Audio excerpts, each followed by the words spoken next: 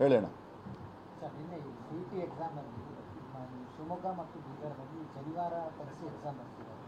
ಅದರಲ್ಲಿ ಒಬ್ಬರು ಎಕ್ಸಾಮೇ ಬರ್ತಾರೆ. ಹಿರಿಯಕ್ಕನ ಚಾಳಿ ಮನೆ ಮಂದಿಗೆ ಅಂತ ಹೇಳ್ತಾರೆ.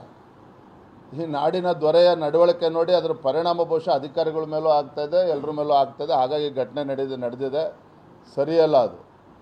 ಮತ್ತೊಂದು ಪ್ರಮುಖವಾಗಿರ್ತಕ್ಕಂಥ ವಿಚಾರ, ಈಗ ತಾನೇ ನಾವು ಚಿತ್ತಾಪುರ ವಿಧಾನಸಭಾ ಕ್ಷೇತ್ರಕ್ಕೆ ಹೋದ್ವಿ. ಮರಳು ಮಾಫಿಯಾ ಯಾವ ರೀತಿ ನಡೀತಾ ಇದೆ, ಕಾಗಿನಾ ನದಿಯಲ್ಲಿ ದಿನಕ್ಕೆ ಇವತ್ತು 400, 500, 600 ಟ್ರಕ್ಗಳು ಇವತ್ತು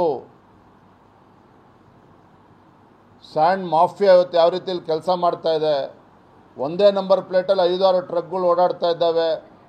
ಇಲ್ಲೀಗಲ್ ಆಗಿ ಮಹಾರಾಷ್ಟ್ರ ಮತ್ತು ಅಕ್ಕಪಕ್ಕ ರಾಜ್ಯಗಳಿಗೆ ಇವತ್ತು ಈ ರೀತಿ ಸ್ಯಾಂಡ್ ಮಾಫಿಯಾ ಇವತ್ತು ವಿಸ್ತರಣೆ ಮಾಡಿದ್ದಾರೆ. ಸಾವಿರಾರು ಕೋಟಿ ಇವತ್ತು ಲೂಟಿ ಆಗ್ತಾ ಇದೆ. ಪಾಪ ಉಸ್ತುವಾರಿ ಸಚಿವರಿಗೆ ಇದ್ರ ಬಗ್ಗೆ ಗಮನ ಕೊಡೋದಕ್ಕೆ ಸಾಧ್ಯ ಆಗ್ತಾ ಇಲ್ವೋ. ಆದರೆ ಎಲ್ಲರೂ ಮಾತನಾಡ್ತಾ ಇರೋದು ಅವರ ಮೂಗಿನ ಕೆಳಗನೆ ಇವೆಲ್ಲವೂ ಕೂಡ ಭ್ರಷ್ಟಾಚಾರ ನಡೀತಾ ಇದೆ, ಲೂಟಿ ನಡೀತಾ ಇದೆ, ಸ್ಯಾಂಡ್ ಮಾಫಿಯಾ ನಡೀತಾ ಇದೆ. ಎಲ್ಲ ಇಲಾಖೆಗಳ ಬಗ್ಗೆ ಮಾತನಾಡ್ತಾರೆ. ವಿಧಾನಸಭಾ ಅಧಿವೇಶನ ಬಂದಾಗ ತಾವು ನೋಡ್ತೀರಿ, ಎಲ್ಲ ಇತರ ಇಲಾಖೆಗಳು ಎಲ್ಲದ್ರ ಬಗ್ಗೆನೂ ಮಾತನಾಡ್ತಾರೆ. ಆದರೆ ತಮ್ಮ ಸ್ವಜಿಲ್ಲೆನಲ್ಲಿ ಈ ರೀತಿ ಹಗಲು ದರೋಡೆಗೆ ಅವಕಾಶ ಯಾಕೆ ಮಾಡಿಕೊಟ್ಟಿದ್ದಾರೆ, ಅವ್ರಿಗೇನು ಲಾಭ ಆಗ್ತಾಯಿದೆ ಇದರಿಂದ, ಇದನ್ನು ಅವ್ರಿಗೆ ಉತ್ತರ ಕೊಡಬೇಕು ಅಂತೇಳಿ ಈ ಸಂದರ್ಭದಲ್ಲಿ ಆಗ್ರಹವನ್ನು ಮಾಡ್ತೇನೆ. ಎಸ್ ಸರ್, ಕೇಳೋಣ ಬೇಗ.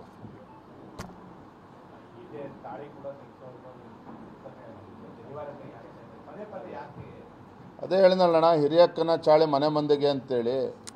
ಇವತ್ತೇನು ಮುಖ್ಯಮಂತ್ರಿಗಳ ಆಡಳಿತ ವೈಖರಿ, ಇವರು ಅವರ ಬೇರೆ ಬೇರೆ ಸಮುದಾಯಗಳ ಮಧ್ಯೆ ಬೆಂಕಿ ಹತ್ತಕ್ಕಂಥ ಕೆಲಸ ಏನು ಮಾಡ್ತಾರೆ, ಅದರಿಂದ ಭಾಳ ಬೇರೆಯವರು ಕೂಡ ಅದರಿಂದ ಪ್ರೇರಣೆ ಪಡ್ಕೊಂಡಂಗೆ ಕಾಣ್ತಾರೆ. ಅದಕ್ಕೆ ಉತ್ತರ ಕೊಡ್ತೇವೆ. ಅದಕ್ಕೆ ಹೇಳೋಣ ಬೇರೆ ಬೇರೆ ಉದ್ಯೋಗ ಕೊಡಬೇಕಾದ ಸರ್ಕಾರ ಉದ್ಯೋಗ ಮೇಳಗಳನ್ನ ಮಾಡ್ತಾ ಇದೆ. ದೊಡ್ಡ ದೊಡ್ಡ ಉದ್ಯೋಗ ಮಾಡಿ 1 ಲಕ್ಷ 2 ಲಕ್ಷ ಕೊಡ್ತಂದ್ರೆ ನಿನ್ನೆ 1200 ಜನಕ್ಕೆ ಮಾತ್ರ ಉದ್ಯೋಗ ಕೊಟ್ಟಿದ್ದಾರೆ. ಸರ್ಕಾರ ಏನು ಮಾಡೋಕೆ ಕೊಟ್ಟಿದೆ?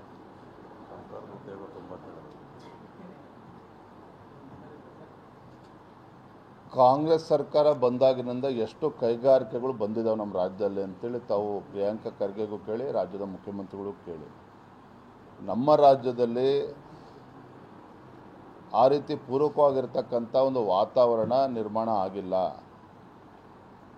ಇವತ್ತು ಪಾಪ MB ಪಾಟೀಲ್ ಅವರು ಗ್ಲೋಬಲ್ ಇನ್ವೆಸ್ಟರ್ಸ್ ಮೀಟ್ ಮಾಡಿದ್ರು, ಎಲ್ಲವೂ ಮಾಡಿದರೆ ಕೋಟ್ಯಾಂತರ ರೂಪಾಯಿ ಖರ್ಚು ಕೂಡ ಆಗಿದೆ. ಸುಮಾರು 8-10 ಲಕ್ಷ ಕೋಟಿ ಬರ್ತದೆ ಅಂತೇಳಿ ಅವರು ಕೂಡ ಹೇಳಿದ್ದಾರೆ. ಆದರೆ ಇವತ್ತಿನ ರಾಜ್ಯದ ವಾತಾವರಣ ನೋಡಿದರೆ ಆ ರೀತಿ ನನಗಂತೂ ಅನ್ನಿಸ್ತಾ ಇಲ್ಲ. ಇರ್ತಕ್ಕಂಥ ಉದ್ಯಮಿಗಳು ಹೊರ ರಾಜ್ಯಕ್ಕೆ ಹೋಗ್ತಿದ್ದಾರೆ ಹೊರತು ಇಲ್ಲಿ ಯಾವುದೇ ರೀತಿ ಯುವಕರಿಗೆ ಅನುಕೂಲ ಆಗೋ ನಿಟ್ಟಿನಲ್ಲಿ ಯಾವುದೇ ರೀತಿ ಕಾರ್ಯಕ್ರಮಗಳನ್ನು ರಾಜ್ಯ ಸರ್ಕಾರ ರೂಪಿಸ್ತಾ ಇಲ್ಲ.